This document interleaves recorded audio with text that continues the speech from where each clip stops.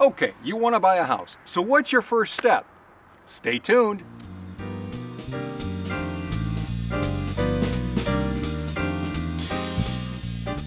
Hi, I'm Kevin Allen. I've been a realtor in the West Michigan area for nearly 2 decades. I've worked with hundreds of buyers, but the folks near and dear to my heart are the first-time home buyers. These are the folks that have decided to stop throwing their money away at rent and fire their landlord. Don't get me wrong, there is a place for rentals, apartments, landlords, but they're just a stepping stone. Look at it this way. You're going to pay a mortgage. You're either going to pay your mortgage or your landlord's mortgage. So why not take your hard-earned money and start putting it toward your future?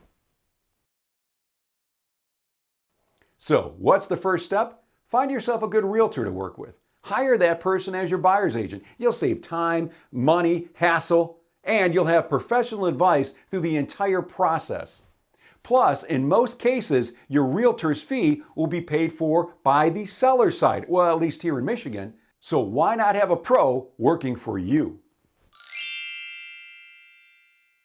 Okay, you got that. So the second number one step is to speak with a lender. See, when buying a house, the seller only wants to see one thing. Show me the money! The seller just wants to make sure you can actually buy their house. And unless you're sitting around with piles of cash, you're probably going to need a mortgage to do so. So you need to get pre-approved. A lender can do that for you. So what will a lender be looking for? Well, one of the first things they'll ask is how much income you earn. They'll want to know if you're paid by salary or paid by commission. They'll want to know how long you've been with your current employer. These are very important factors. They'll want to know how much you have for a down payment. How much is in your checking, your savings account. You might have a 401k. Sometimes you can get funds from a 401k for a down payment on a house.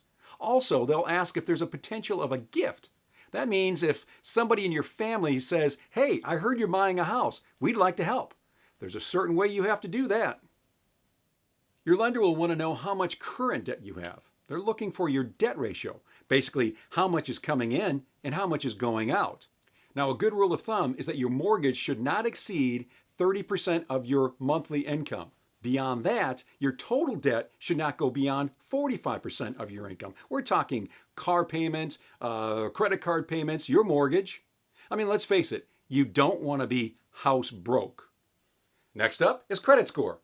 So what is a credit score? Let's look at the definition. A credit score is a statistical number that evaluates the consumer's creditworthiness and is based on credit history. So in other words, are you going to pay your debt back? A credit score is more than just numbers on a screen.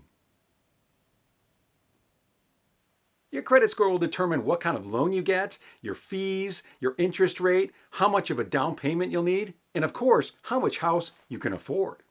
The goal here is to have a good credit score. Good credit score means a good interest rate. See, if you don't have a good interest rate, that's going to affect your affordability or the amount of house that you can afford. Here's another way to look at it. In general, credit scores run between 300 and 850 points. 300 to 579 is what's considered a bad credit score. Unfortunately, there are not many options when you're in that range. And the options that are available will require a higher down payment and more costs.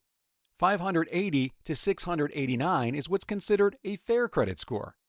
That gets you in the game. Your interest rate and some of the cost for the mortgage will likely be higher, but at least you're in the door.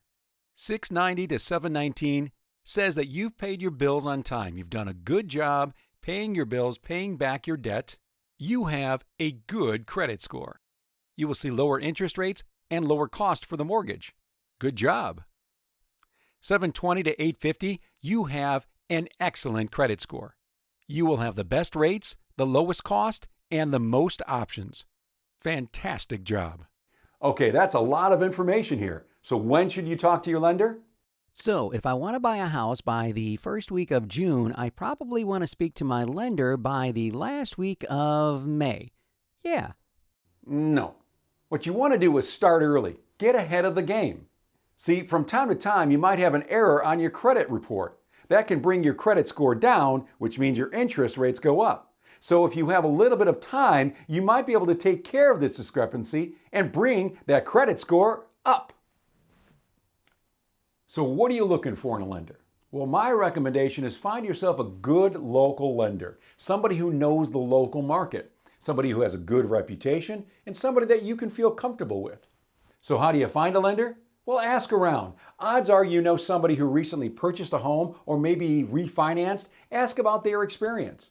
Ask your realtor. In my years, I've worked with some fantastic lenders. I've worked with some other lenders as well. I like to have a few good lenders in my back pocket at all times. These are lenders I've worked with before and will always do a great job for you. Hope you like what you saw in this video. These principles can stretch from a first-time buyer to somebody who's purchased a home many times over. These are just the basics as well. My recommendation is you get in front of your lender as soon as possible and just start talking to them. Get a dialogue going, because no two buyers, no two situations, no two transactions are ever the same. Always consult a professional. Again, if you like what you saw in this video, please subscribe to my channel, or better yet, share this video with somebody. Maybe they're looking for a house. I'd be more than happy to help them. I'm Kevin Allen, helping buyers in West Michigan go from renting to owning 1 yard at a time.